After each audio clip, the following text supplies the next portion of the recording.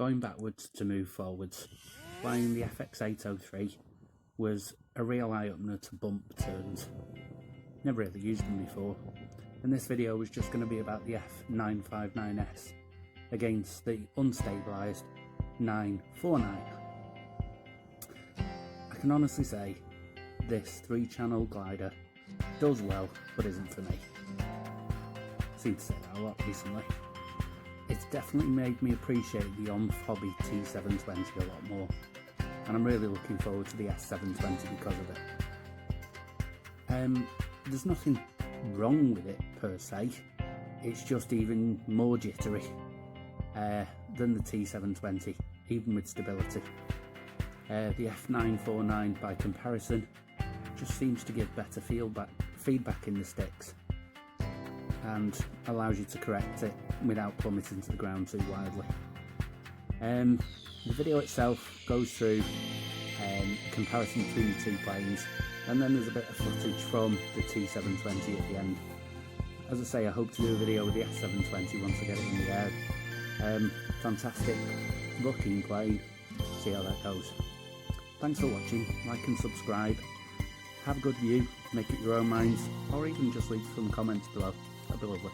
Thanks again.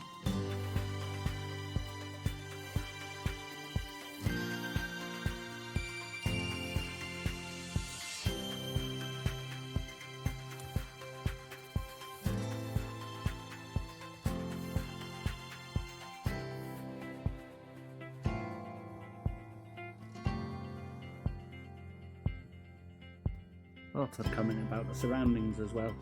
This is a really nice sort of smooth, subtle valley with winds coming up it, not too ferociously on a day like this, but just enough to give flight an interesting turn and be able to glide quite a bit with both planes. Great days, great weather we're having, typically English said, but yeah, it's been good for flying. Bit too windy today. Today's Saturday the 30th of May. I might leave the S720 for a few days. I think Tuesday is 2nd of June, probably going to be the maiden for that. Wind will have died down a bit. Oh, another thing, yeah, my on the phone, what's the word, video editor has got transitions. I'm well impressed. You might see a couple more of them towards the end as well. So yeah, here's the F949. Phenomenal little plane, 50cm wingspan as opposed to the 70cm wingspan on the 959s. These numbers are messing my head. Anyway, yeah, I think it's just a much better flight experience. It's really good fun. I'd love to get some landing gear on it and see if I could do a few takeoff and landings with it, but the surroundings just won't allow. Wherever there's concrete, there's generally trees, and wherever there's lots of air and flying spaces, there's normally a lot of grass around here, so yeah. As I say, this plane to me just a much better flying experience. 3 channels as well, but bump turns applied on the tail give this a super smooth glide experience, and the wind coming up the valley just help it to soar in the air. Fantastic stuff.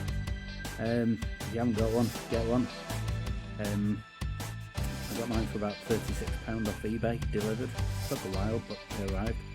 I think you can pay nearly 50 odd on some sites, which is a bit. Anyway, as I say, enjoy the rest of the video. I might jump in again in a bit, but yes, 949, clear winner here in terms of the two, in my opinion. Again, nice fun and score.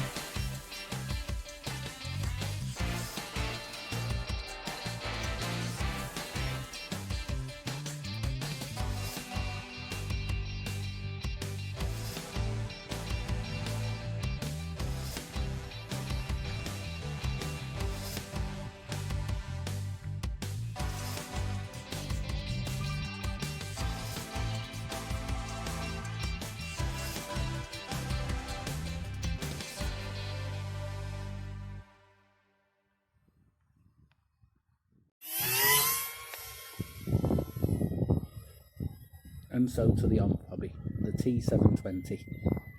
I could kind of get used to the whining for how well it actually flies. Yeah, going backwards to move forwards. The FX803 was a great introduction to the bump turning effect and flying, and using the wings to glide a bit more on such a small wingspan has really helped.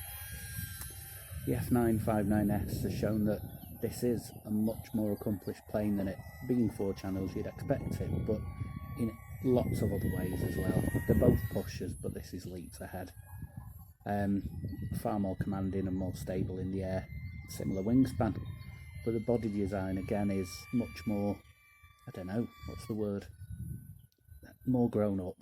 Yeah, the F949 really has helped in terms of showing how well things can fly that don't cost a lot of money, but this has been amazing. Thanks again.